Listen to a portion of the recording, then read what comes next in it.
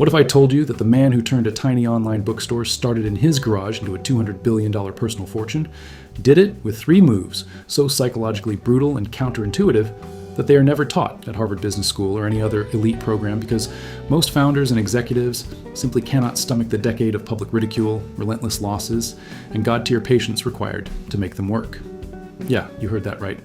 Jeff Bezos reached $200 billion not through some secret revolutionary technology or insider connections, but through customer obsession as a religion, strategic long-term bleeding of billions while Wall Street screamed, and ruthless capital allocation that turned Amazon into a machine capable of spawning entirely new empires like cloud computing and beyond.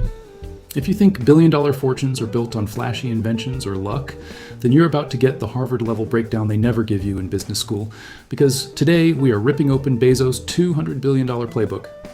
The 3 moves you were never taught. The sarcastic truth about how most people want the outcome, but refuse the suffering and the deeper reality that these principles are simple on paper, but require pain, tolerance, most humans do not possess.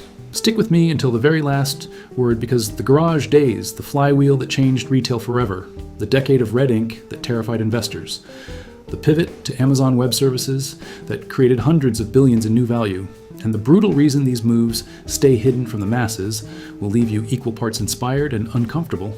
If you're ready to stop chasing easy answers and start understanding how real empires are built, hit that subscribe button right now, turn on notifications, so you never miss these deep dives, and drop a comment below telling me which of the 3 moves you think is the hardest to copy.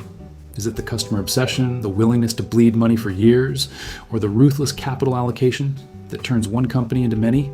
I read every single comment, and we are building this conversation together as a community that demands the real unfiltered mechanics behind billionaire success.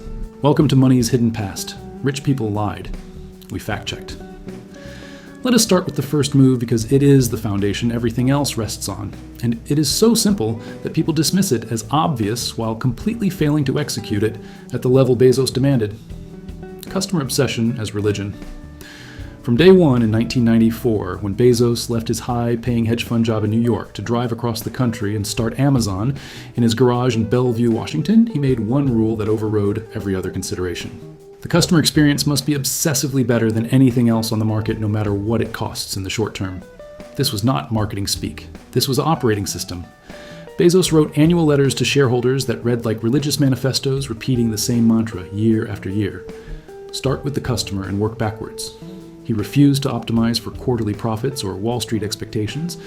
Instead, he optimized for lower prices, faster delivery, and endless selection, even when it meant losing money on every sale for years. The result was the famous Amazon Flywheel. Lower prices attract more customers. More customers attract more third-party sellers who want access to those customers. More sellers create even greater selection and efficiency, which allows even lower prices. The flywheel spins faster and faster, creating a self-reinforcing loop that competitors could never match. In the early days, when Amazon was just books, Bezos offered prices 20 to 40% below physical stores, with one-click purchasing and customer reviews that no bookstore could replicate. When critics called it unsustainable, he doubled down. When investors demanded profits, he told them to look at the long term. This religious focus on the customer is why Amazon survived the dot-com crash that killed thousands of other internet companies. While others chased quick revenue, Bezos kept investing in infrastructure, warehouses, logistics, and data that made the customer experience addictive. By 2026, that obsession has turned Amazon into the everything store with more than 200 million Prime members worldwide, and a market position so dominant that it sets the standard for retail on the planet. The sarcastic truth here is that every business school teaches customer focus in theory, but almost none teach the religious fanaticism required to lose billions for over a decade while the entire world calls you delusional. Bezos did exactly that, and it became the first move that separated him from every other founder who wanted the same outcome but could not handle the pain.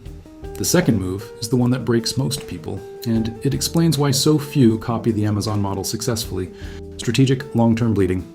Bezos was willing to lose money hand over fist for years, sometimes billions in a single quarter, while Wall Street analysts screamed for profits and the stock price swung wildly. Most founders panic at the first red quarter and pivot to short-term survival. Bezos treated losses as the necessary investment in market domination.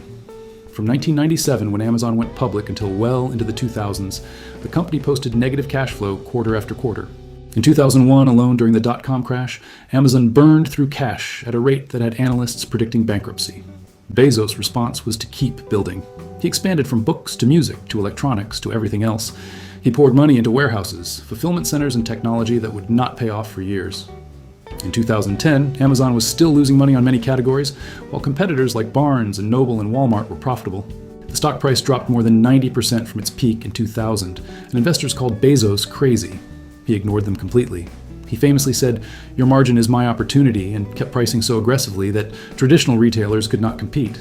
This strategic bleeding created the scale that became impossible to challenge. By the time Amazon turned consistently profitable around 2012, the company had built an infrastructure moat so wide that no one could catch up. The energetic irony is that the same Wall Street that punished Amazon for years later rewarded it with one of the highest market capitalizations in history once the bleeding produced domination. Bezos' willingness to endure a decade of criticism and negative numbers is the move almost no one teaches because it requires a level of emotional detachment and long-term conviction that feels almost inhuman. Most entrepreneurs talk about playing the long game but fold the moment the board or investors start asking why they are not profitable yet. Bezos never folded, and that second move turned potential bankruptcy into $200 billion. The third move is the one that transformed Amazon from a single great company into a machine that could spawn infinite new empires, and it is the most underappreciated part of the story. Ruthless capital allocation plus optionality. Bezos did not just build a better bookstore.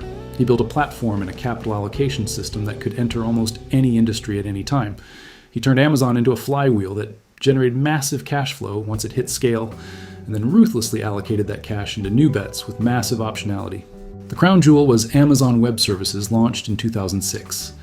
At the time, it seemed like a side project helping developers use Amazon infrastructure for cloud computing. Bezos saw the optionality immediately. If Amazon could run its own massive e-commerce operations more efficiently than anyone else, why not rent that same infrastructure to other companies? AWS started small, but grew into the most profitable part of Amazon, generating tens of billions in high-margin revenue every year and funding everything else. By 2026, AWS is worth more than many entire companies on its own. The same ruthless allocation happened with Prime Video Kindle Alexa and even healthcare and space ventures. Bezos never fell in love with any single product. He fell in love with the platform and the ability to allocate capital wherever the highest long-term return appeared. He shut down or sold underperforming projects without sentimentality, while doubling down on anything that showed optionality. This move is psychologically brutal because it requires constant experimentation, willingness to fail publicly, and the discipline to kill your own babies when they stop serving the bigger machine. Most founders get emotionally attached to their original idea and cannot pivot or allocate capital ruthlessly. Bezos treated Amazon like a venture capital firm inside a single company, constantly funding new experiments and harvesting the winners. The third move is why his fortune is not just from e-commerce, but from an entire ecosystem that keeps spawning new $100 billion opportunities.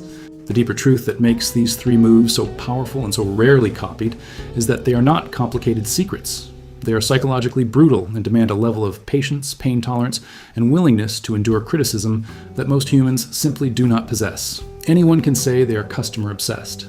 Few can stick to it while losing billions and being called an idiot by analysts for years. Anyone can talk about long-term thinking. Few can watch their stock drop 90% and keep investing anyway.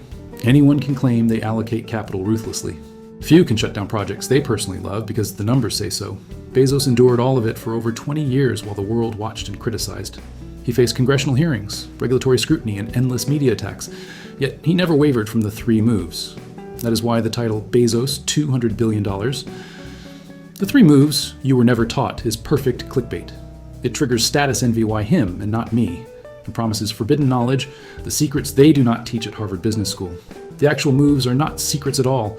They are uncomfortable truths that require suffering most people refuse to accept. The title sells hope. The reality sells discomfort. That is why it works so well, and why so few people actually apply the lessons. From the garage in 1994 to the $200 billion fortune in 2026, Bezos' story is the ultimate case study in execution over invention.